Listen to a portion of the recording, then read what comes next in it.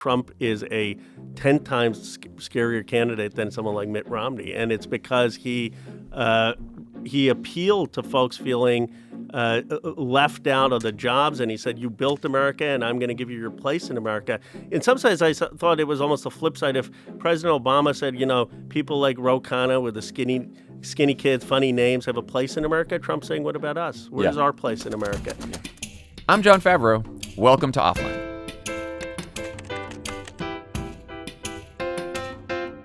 My guest this week is Congressman Ro Khanna.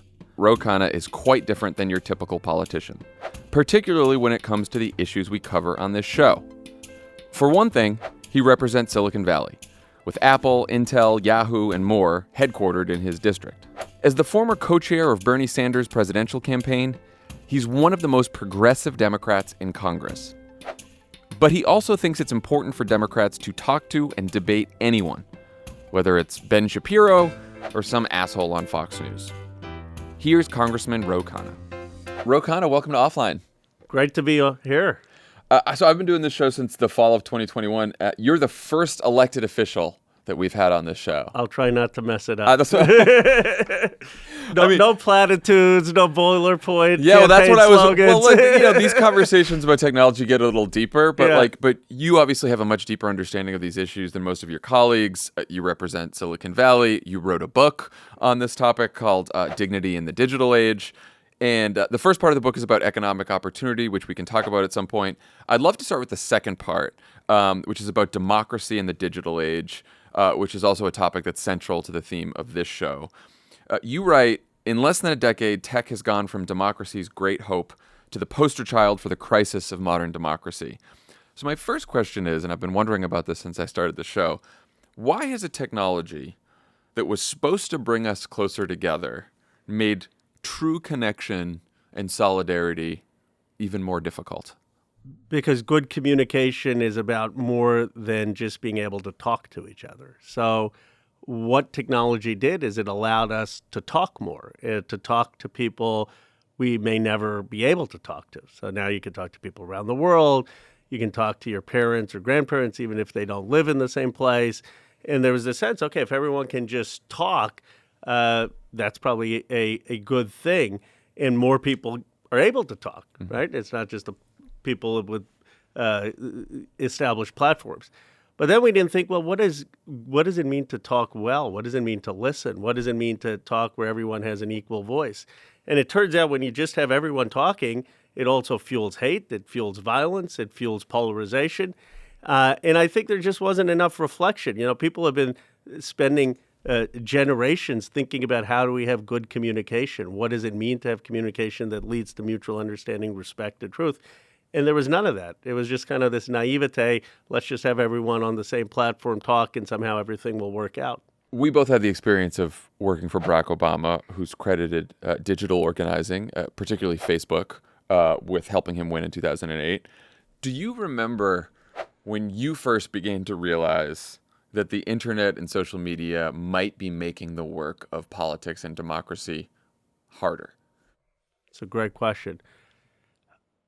Because I think during Obama, and obviously you were far more involved. I was just involved as a volunteer on 2008. But I think there you had this sense, wow, this is amazing. I don't think President Obama would have been elected if it weren't for social media. So you had the sense that outsiders, people who didn't have the conventional success and the conventional resources suddenly had a voice.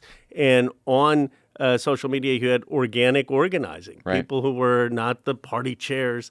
And so I think it was, honestly, it was really with Donald Trump's election that I started to think, wow, something is going dangerously wrong. I mean, obviously you saw before that warning signs, but that was where it was a wake-up call that this could be organized in terrible ways. And then I saw some of the stuff in India where these platforms have been organized to have riots against Muslims, kill Muslims in Myanmar. So internationally there was an awareness, but it was domestically, it was really Trump. Yeah, I feel like, and I think you write about this in the book, that the sort of the height of techno-optimism was the beginning of the Arab Spring, right? Yeah. And then I do think between then and Trump's election, there were signs.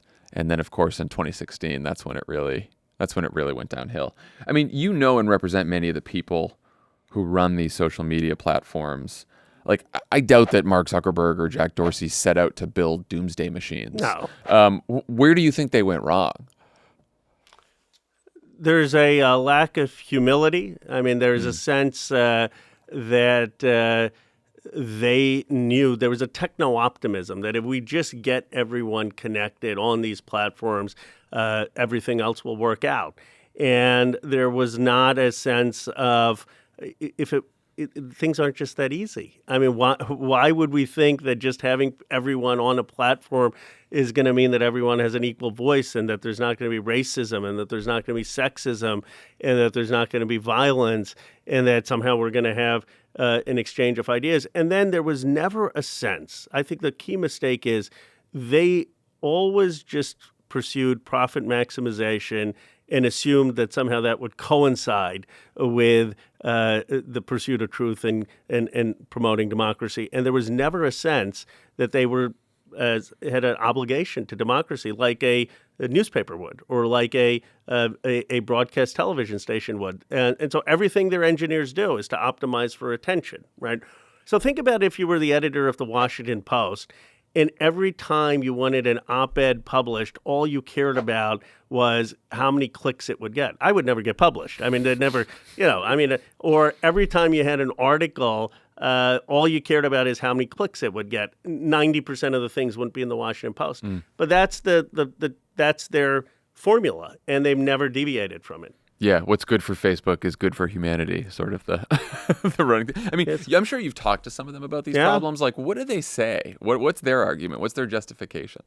Well, first of all, they say they're changing things. They're always saying they're changing things, but the change is never significant enough, and it's never structural enough. So what they'll say is, okay, we've appointed now a board, and the board is quasi-independent, and the board is going to look and take out speech that's terrible, right? I mean, but they're still having their engineers maximize attention. They're still not designing these platforms in ways that could be optimizing for other things. You could optimize for civil conversation. You could optimize, here's a very simple thing. Let's say you're pro-choice. Let's say someone was pro-life. They send you an article saying, hey, John, you got to be pro-life, and you don't know them. It turns out you'll actually dig into your pro-choice position, according to a lot of the research. But now if it's a friend of yours who sends you that article, obviously you still will be pro-choice, but you'll actually engage more if it's a friend. So Facebook could say, okay, we're going to expose you in your network of friends to people in your network who have different perspectives so you can have a conversation. This is something that, the political science research shows actually would work. But there's no effort to do that. There are like 100 ideas like this. This is why one time sarcastically I said they need, philosophy majors working for them or philosophers. And it wasn't like highfalutin philosophy. It's just people who've studied political science and what makes good dialogue and communication implementing the structures of these platforms. They haven't done that. Yeah, well, and it does seem that, waiting for them to act in a significant and effective way, we'll be waiting forever. Offline is brought to you by Blue Moon. Talk about a time when you crave something outside the norm, John. I really like the film Cloud Atlas. A lot of other people didn't, but I did. Okay. What if there were a beer that could give you the same invigorating feeling of watching Cloud Atlas for the first time? I would Cloud Atlas in a glass, sign me up. Blue Moon's truly one of a kind with its bold flavor, bright explosion of color, iconic orange slice ritual, and authentic roots, as it was born in a ballpark. No matter where you are, who you're with, a Blue Moon guarantees a one-of-a-kind beer experience every time. I love Blue Moon. I've always loved Blue Moon. Now I get a chance to drink it more that they're sponsoring Offline, and boy, am I enjoying it every weekend. Blue Moon isn't the only brew that can brighten your life. Try Blue Moon Haze, a hazy, juicy pale ale brewed with dried whole oranges for a brighter taste that's unmistakably Blue Moon.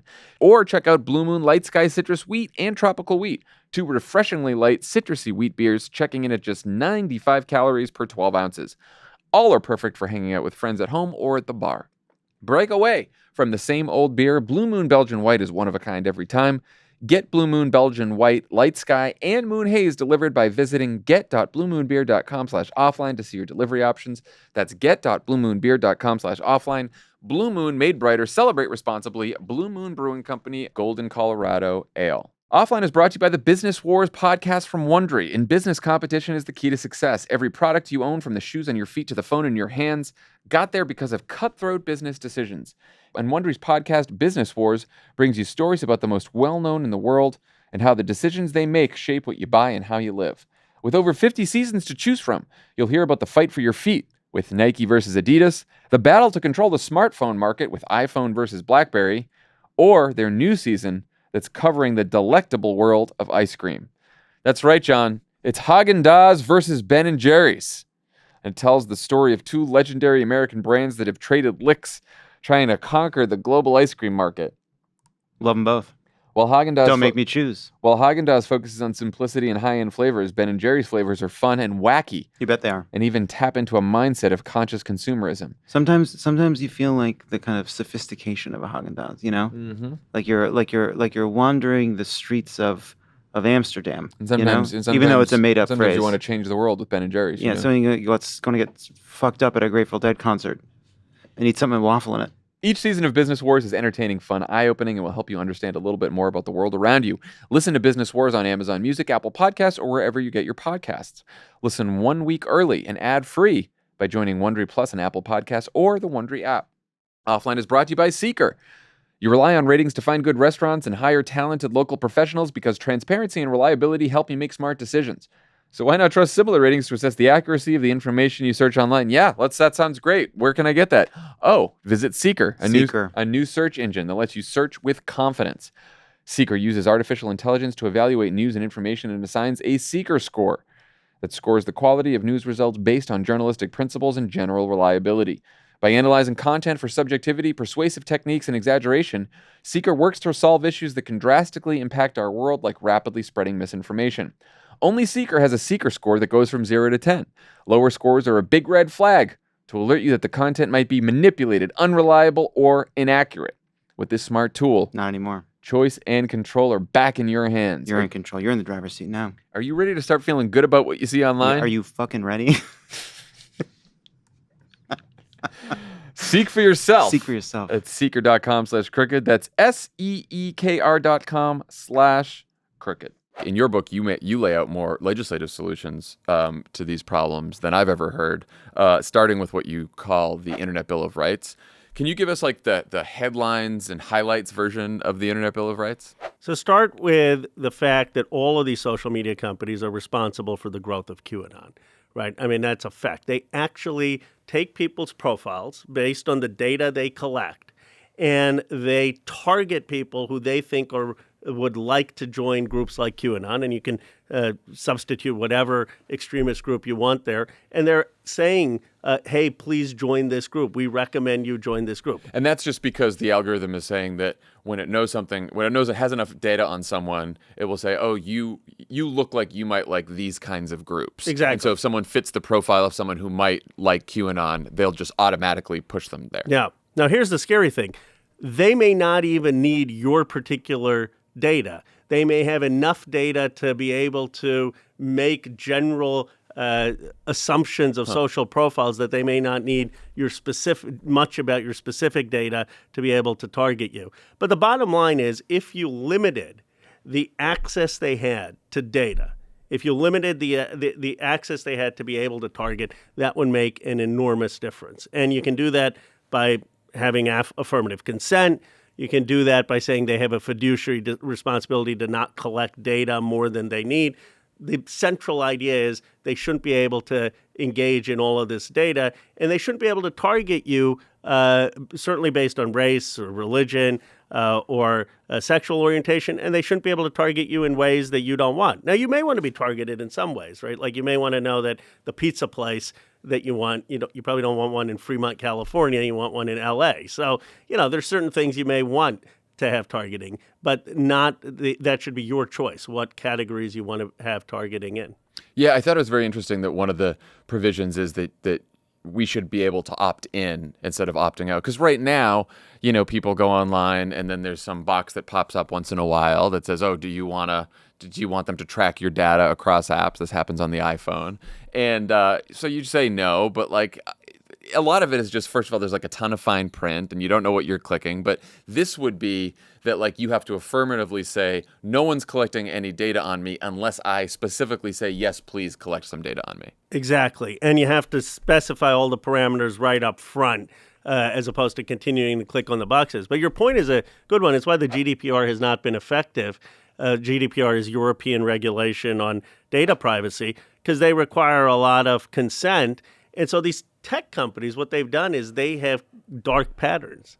They will make the box bigger. They will make the color brighter. And 90+% they will get you to consent without your knowing it. And so they're running circles around these regulators. And they're forum shopping in Europe. They'll go to the place that has the least enforcement, the least fines. I often joke that the interns at these companies probably don't pay attention to the European fines. So this is why American leadership matters. Like, we've just been absent. Have you found any bipartisan support for this bill, for the Internet Bill of Rights? In theory, in principle, here's why people keep saying, why can't Congress do anything? Because President Obama actually had started with the Internet Bill of Rights with people like Megan Smith and Todd Park. Why has it not gone anywhere? And the central debate is this.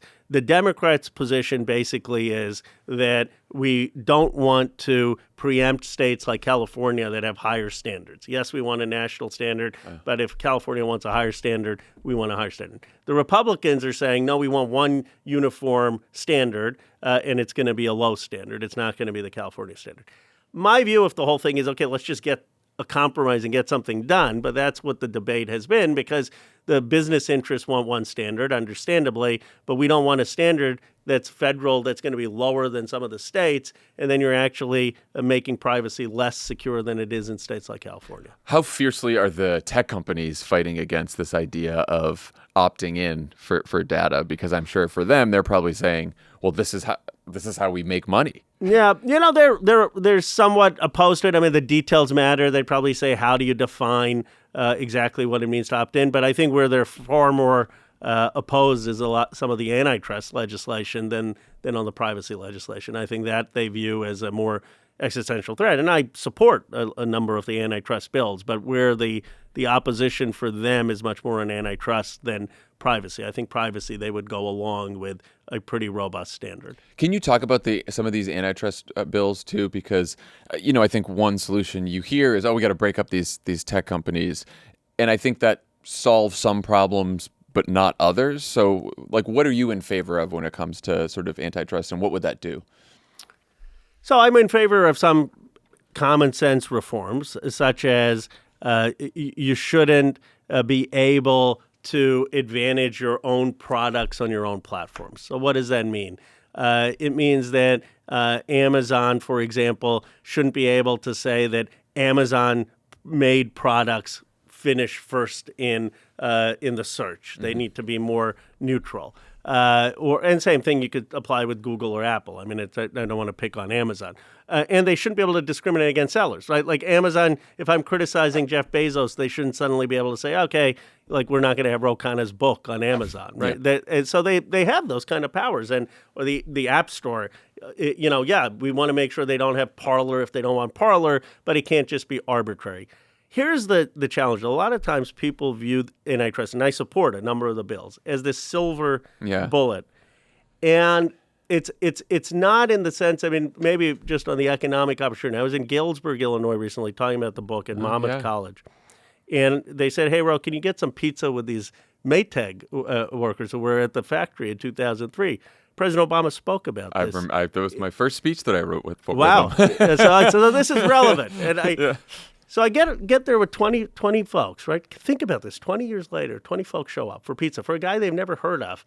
It's a tech guy in Silicon Valley. And they say, the jobs went offshore. Our community was destroyed because we knew our uncles, our aunts worked there. We used to celebrate Christmas together. We used to know each other, know the families. It wasn't just the loss of jobs. It was the community being destroyed. And let me tell you something. President Obama spoke about it, but presidents have come and gone. Congresses have come and gone. Our kids are still leaving. We have no jobs.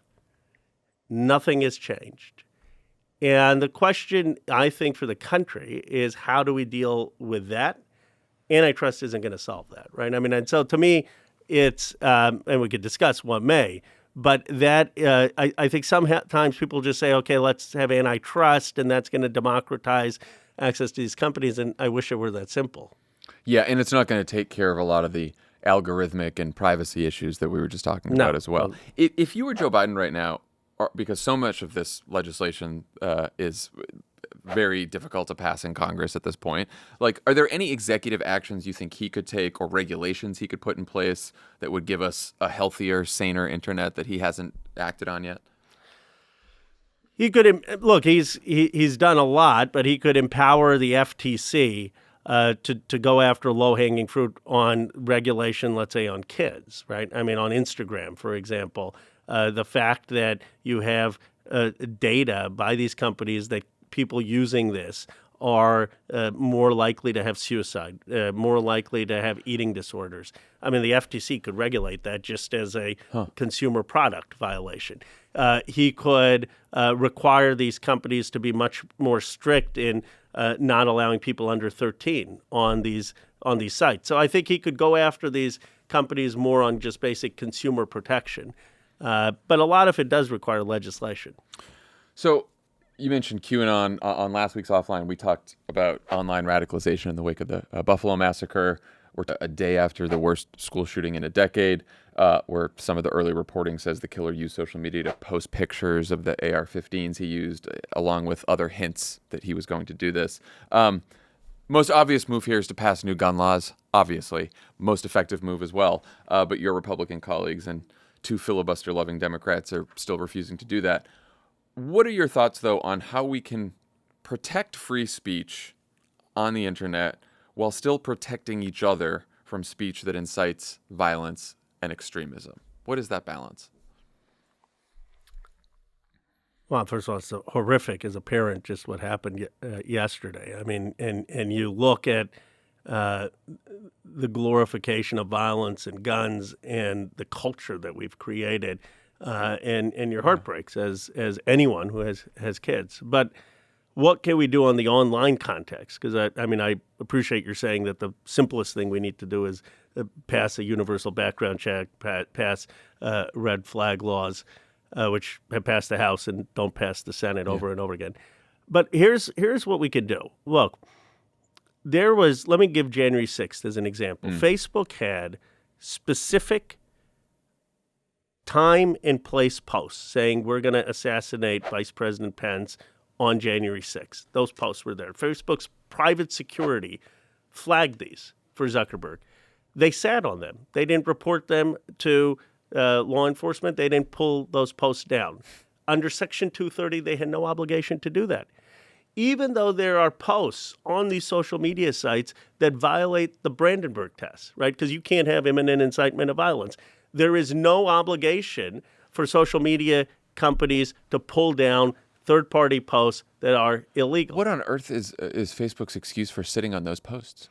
Well, they weren't our posts. They'll probably say it wasn't imminent enough in terms of a threat of violence. You know, Ugly Truth is a brilliant book by two New York Times journalists that actually document all this. I'm not making this up. I mean, they can look at their actual reporting to verify it.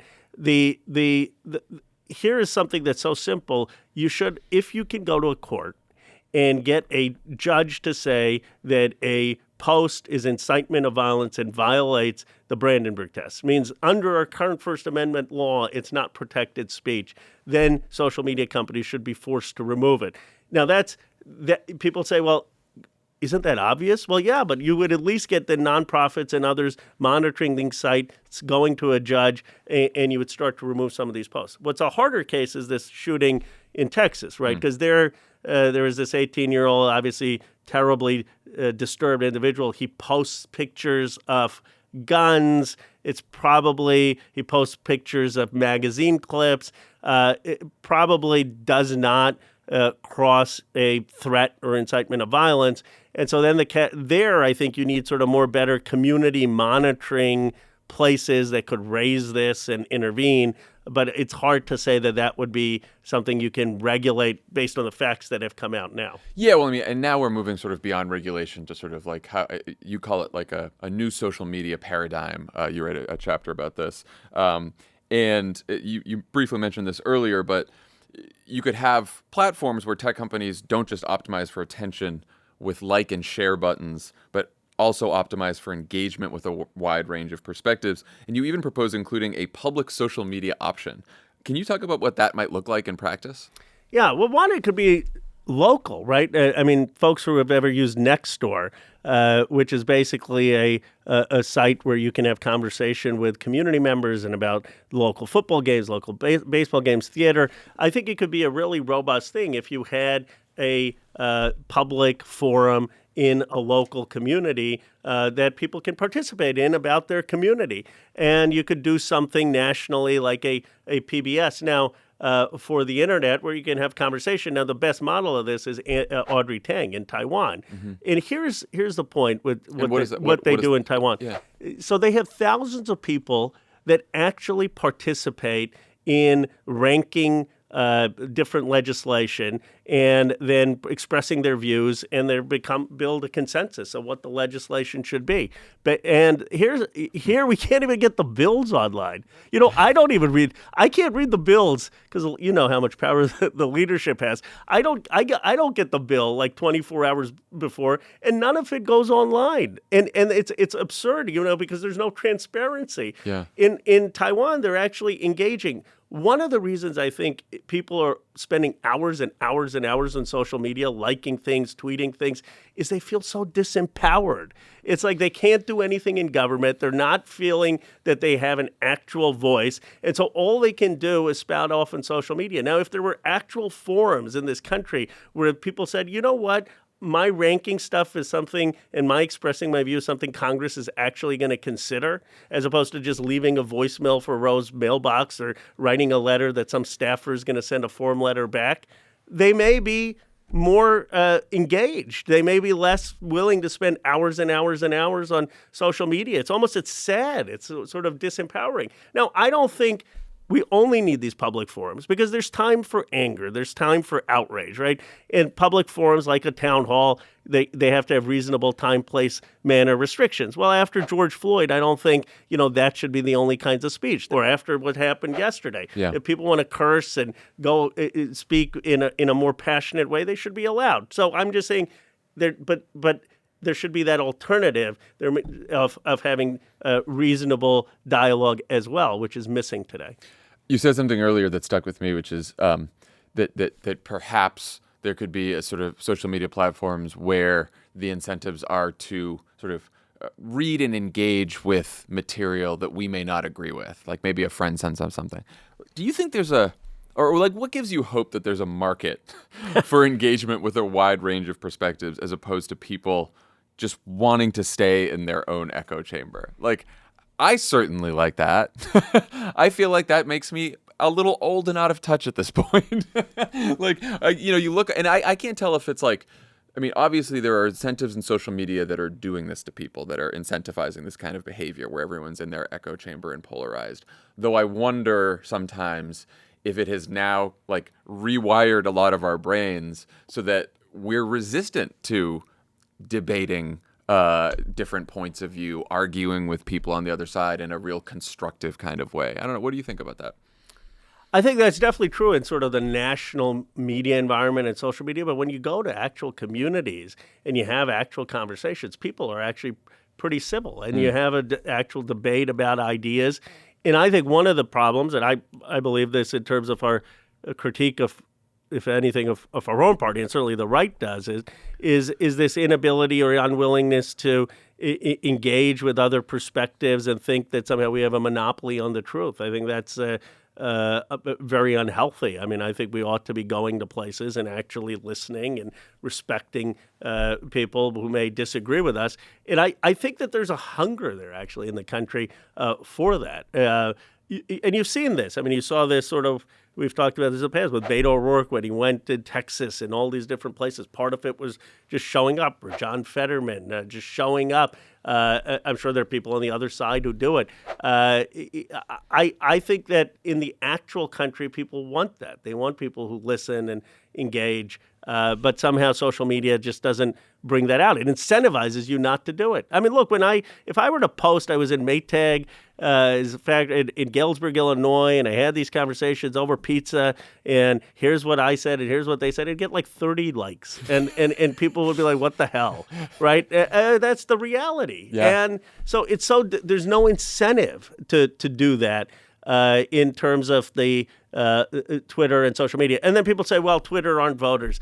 Yeah, but they are focused on the public sphere. They are defining a lot of modern conversation. They're only going to get more and more influential. You can't just say, well, it doesn't matter, just ignore it. What you should say is, how do you make it better? Yeah, I mean, when people always ask me like why I'm so obsessed with Twitter, it's like, look, if every journalist in the world wasn't on Twitter, whatever, we could maybe ignore some of it, right? But like what happens on Twitter is setting the agenda in newsrooms, in media institutions, and then it's being broadcast out to everyone else. I think you're a unique political figure in this regard. You know, you're one of the more progressive Democrats in Washington, co-chaired Bernie Sanders' campaign, endorsed progressive challengers to more conservative Democrats, Medicare for all, Green Deal, free college, $50,000 student debt relief, all that. But you're also one of the few elected Democrats who will talk to anyone, Fox News, Ben Shapiro, Christian Broadcast Network. Like, what do you say to Democrats who argue that's just lending legitimacy and support to right-wing propaganda? Because I'm sure you must get shit for that. I do. I'd say Fox News doesn't need Ro Khanna to have legitimacy in an audience. I'm taking their audience from 3 million to 3 million point 2 or something. I mean, the reality is, first of all, that a lot of these audiences exist. Secondly, some of the folks who go on Fox News, I mean, or others, they say, well, how do we win? How do I get the better of the argument? Actually, that's not my even my purpose. My view of going on there is just like, maybe they can think, okay, he's a patriot, a decent guy, even though I don't agree with him. Here's where he's coming from. But if we don't even try to have that conversation, there are two problems. One, you're not reaching millions and millions of Americans who may actually agree with your view.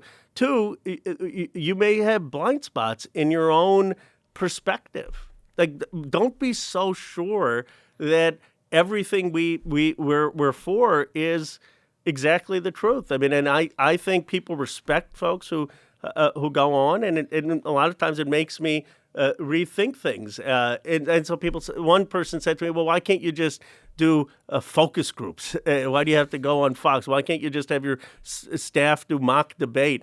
And I was like, because it's not real. When you're out actually meeting people in a community, when you're out actually meeting partisans, when you're seeing the language they use, the passion they use, it just gives you a better sense of the country. Yeah, I also think that fundamentally, democracy rests on the ability to persuade one another, right? It's a country of 330 million people, and we're all stuck here together. And right, like we both in the last election, both sides turned out just about everyone they could find, right? Highest turnout ever. So like we're doing a pretty good job mobilizing our side, and of course we still have to work on that. I believe that every voter is a persuasion voter, whether you're a base Democratic voter or a swing voter, right? You have to convince people to get off their couch and go vote for you.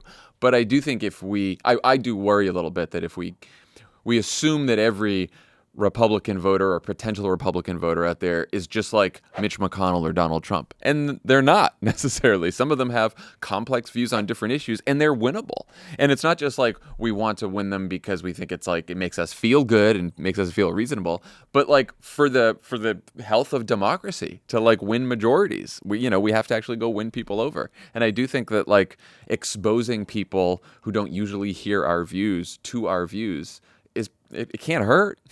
I agree. We have to understand their argument in its best form. Now, look, Trump is a xenophobe, and but here when he went around, at least in 2016, he said they sent your jobs. They sent millions of your jobs offshore in places like Galesburg. They sent your jobs offshore to China and Mexico. Rose District is doing great. They're making all this money. What happened to you? You belong in the American story too. I'm going to bring back your means of living.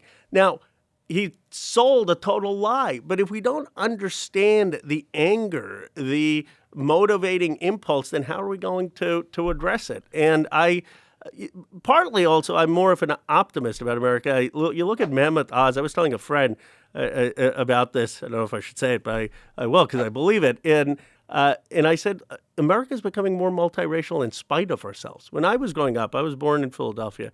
The idea that a person named Mehmet Oz, who's a Muslim American, would win the Republican primary for anything would have been crazy. Now, you have Donald Trump, who wanted to ban Muslims from coming to America from certain countries, endorsing Mehmet Oz because that's the culture. And he's winning the Republican primary. And I hope John Fetterman beats him decisively. But your diversity is oozing out of this country, and Donald Trump can't stop it. And so the question is, look, John, what we're trying to do is very hard. Offline is brought to you by Cariuma, rooted in surf and skateboarding. They're reimagining classic sneakers with you and the planet in mind. These days, it can be hard to parse what sustainability actually means and who's serious about it. If you can't go barefoot, which is, of course, the most sustainable option, You bet. but I don't think that's an option for a lot of us. Nope. People are going to give you some looks. What's the next best thing? Cariuma is the answer. Lightweight yet durable, their original sneaker is 100% vegan, made ethically and sustainably from organic cotton, recycled plastic, and natural rubber. It's just a few years old and has already won over celebrity fans, racked up wait lists of over 61,000 names long with 15,000 plus 5-star reviews and coverage in Vogue, Rolling Stone, GQ, and more. But the biggest difference between these sneakers and other classic canvas shoes? Beyond premium materials and handcrafted quality, Aka is seriously comfortable. And we all know comfort comes first, whether you're running to catch the train or an early morning swell. This is the kind of sneaker that makes you want to get out of bed and start your day, available in bright colors, minimalist neutrals, bold prints, and collaborative colorways with the likes of Pantone, Atari, and even legendary surfer environmentalist Jerry Lopez. Even Lopez. Even They got Jerry. No matter your style preference, and Cariuma has more than a few, like their ultra-low-carbon EB sneaker, which is made with bamboo and recycled materials. Step assured that they're going the extra mile to care for the planet and their carbon footprint. As always, Cariuma ships all their sneakers free and fast in the USA and offers worldwide shipping and 60-day free returns. And for a limited time, Offline listeners can get an exclusive 15% off your pair of Cariuma sneakers. Go to cariuma.com/offline to get 15% off. That's cariuma.com/offline for 15% off, only for a limited time. Offline is brought to you by Public Goods, the one-stop shop for sustainable, high-quality, everyday essentials made from clean ingredients at an affordable price. Everything from coffee to toilet paper and shampoo to pet food, Public Goods is your new everything store, thoughtfully designed for the conscious consumer.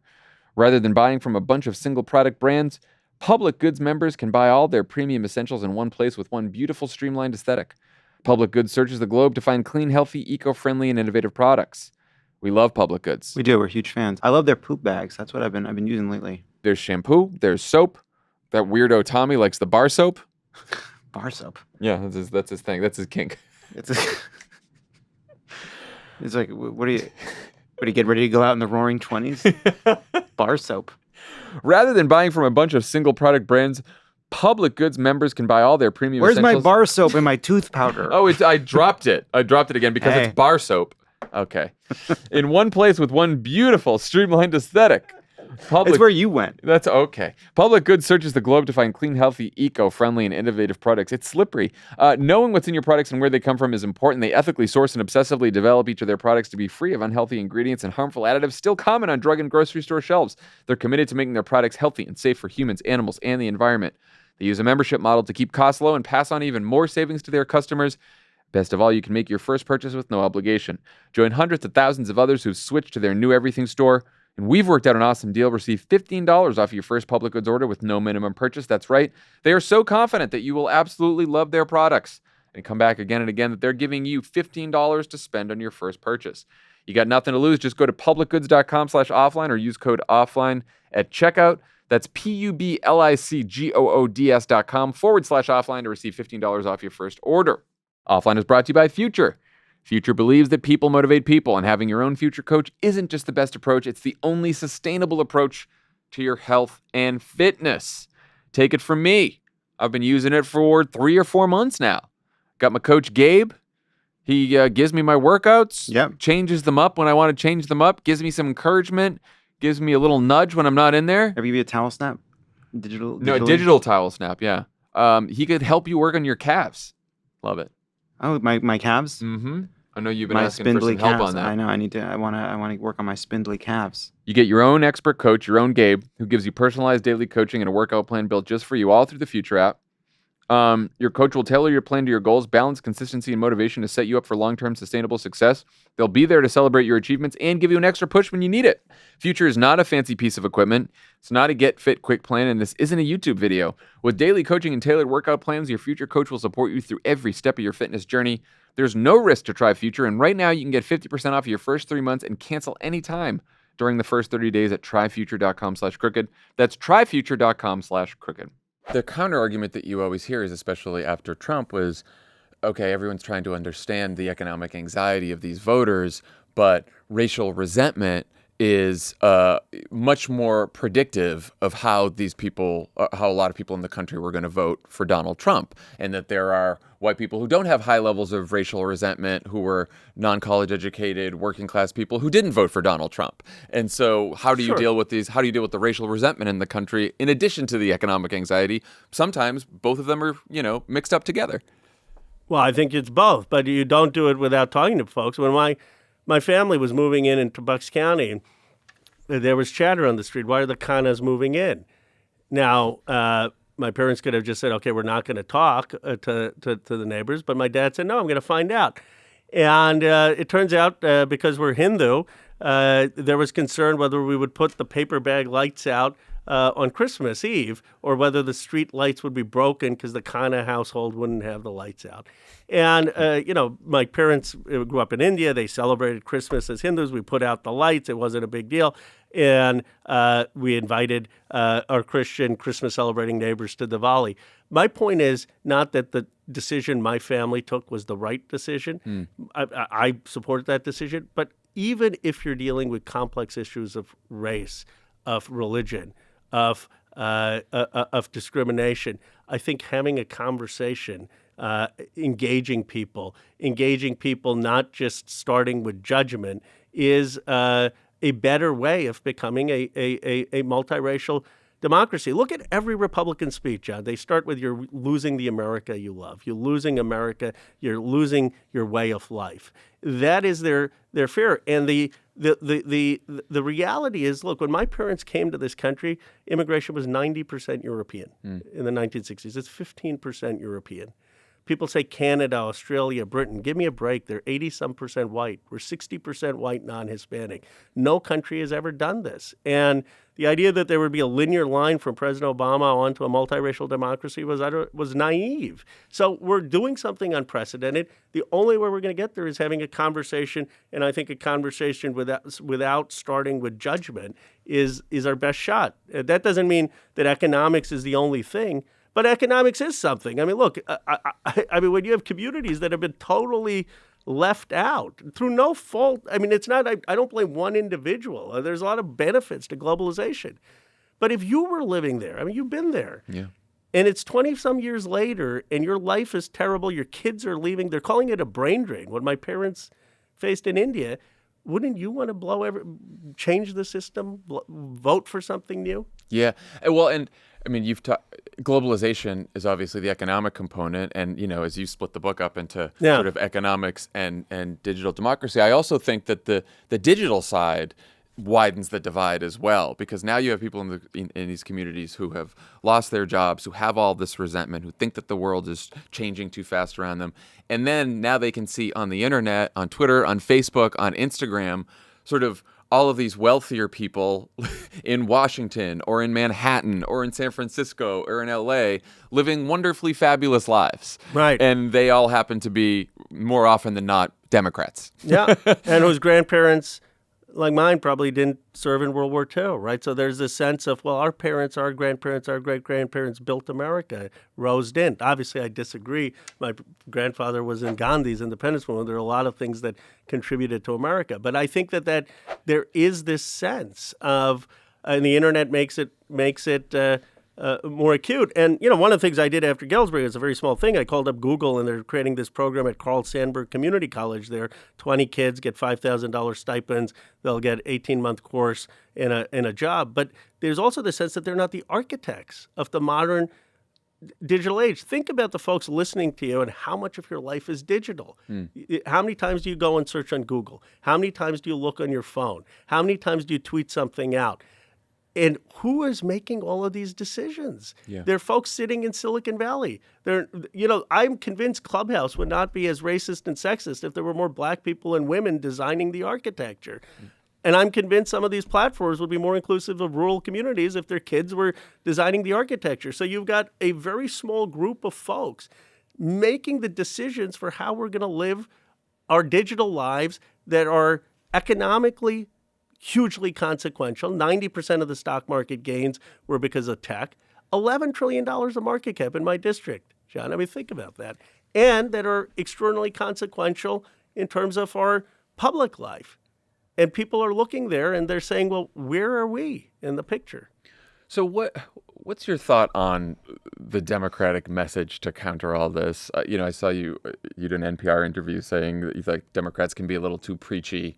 I hear that. And then you've talked about sort of patriotism and reclaiming patriotism. And I've been thinking about this a lot because Donald Trump has given the Republican Party a sharper message.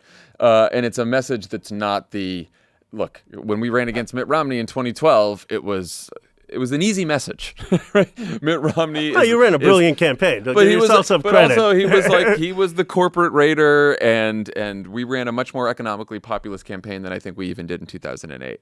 And I think it was very successful against Mitt Romney, partly because of who he was, and he picks Paul Ryan. They're cutting Medicare and they're cutting taxes for rich people. Donald Trump has given the party this sort of ethno-nationalist, autocratic message, which is somehow appealing to people, not just here, but we're seeing it in right-wing governments and autocratic governments all over the world. Did you see they had a conference in Hungary? Yeah. I mean, it's... Yeah. It's this happening right in broad daylight all over the world.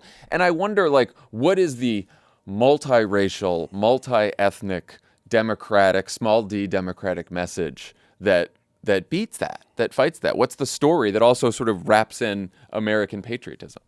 Yeah, but let me answer that. Let me first say that this is why I fear Trump, because a lot of my colleagues are like, oh yeah, let's have Trump. He's much easier than DeSantis or something. Give me a break. I think we'd crush DeSantis. I think Trump is a 10 times scarier candidate than someone like Mitt Romney, and it's because he appealed to folks feeling left out of the jobs, and he said, you built America and I'm going to give you your place in America.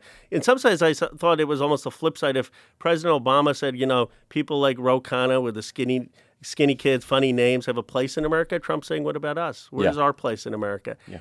I think our message is two things. One, I think we say every Democrat should start out, if they really believe it, and I do, saying this is the greatest country in the world, and we're doing something that no country in the world has ever done. There is no country that has people from every part of the world and is going to be a great nation with every person committed to common a commitment to principles of equality and liberty and democracy. We're the only country in the world who's going to do that. And by the way, there's a reason millions of people still want to come to America. They're not going to China.